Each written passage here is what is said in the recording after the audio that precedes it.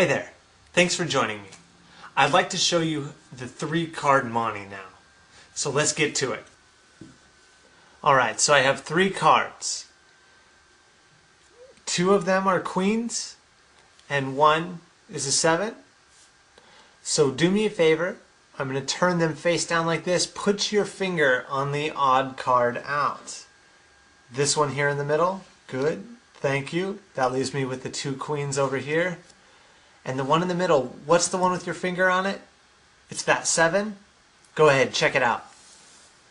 And in this case, the money card has eluded us again. So did you guess how this one was done? If you guessed that it uses a piece of an extra card, you are correct. For this effect, what you need is an odd card, 2 cards that are the same, and then a junk card that you're going to cut a flap off of.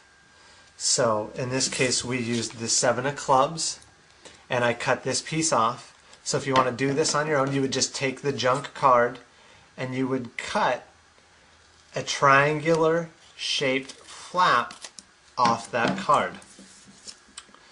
And then that flap, I'll start over.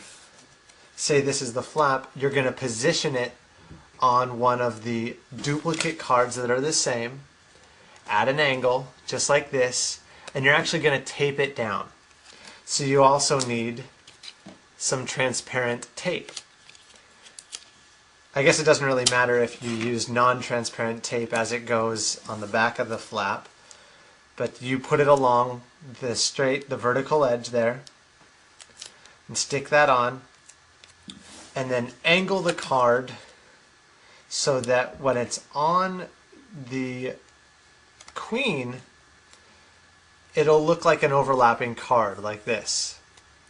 And then if you have anything hanging off the bottom here, which I do, there's a little flap right there, you just open up the 7, open up that flap, and just cut it off with your scissors so that it's no longer overlapping down at the bottom.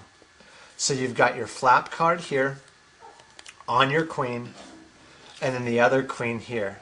And when you overlap them in a mini fan like this, it'll look like you have 3 cards.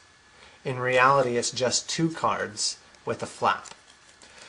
Now, you take your other card and you hide it behind the flap. So it goes underneath the flap, and you line its top edge up with the flap edge up here, and that piece of tape actually helps keep this piece in line, like this. And then you put your other queen on top of it, and you hide this part down here with your thumb. You just hold your thumb over that.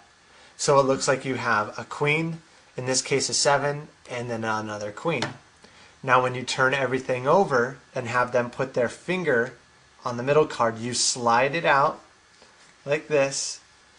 You line the 2 queens up before turning them over. But you don't want to square them all the way. You leave them spread a little bit, and you can turn them over like this and show 2 queens. And you have which card? And they say it's the 7, and when they turn it over, they're surprised to find out it's really the 9 of hearts. If you want, you can set everything up. You can have these squared up in your pocket this way. You pull them out with the backs to the audience. And this is your gimmick with the flap. You take that one first. You say we have 1, 2. You take the 9 of hearts, and you're going to feed it into the flap, but you're doing it towards yourself so they can't see it. So you say that's 1, feed the 9 into the flap, make sure it's all lined up, 2 and 3, and you hold the queen up there. Cover that part with your thumb as you bring that down. So you want to cover that part with your thumb. And you say, we have 2 queens and a 7. The 7 is the money card. I'm going to mix them up, and I usually do that as a little joke. Put your finger on the money card. They do. And then you pull everything out just like you did before. Turn over the queens. Square those up. And say, what card did you have your finger on? And they may turn it over and see that it in fact has changed. Alright, so that's 3-card Monte. I hope you enjoy it. Go ahead, make the cards up. It'll take you all of maybe 5 minutes to make those up. Go out, perform it for somebody today. Hopefully you'll bring a smile to their face and brighten their day up. Thank you for your time, and as always, I hope you have a great day.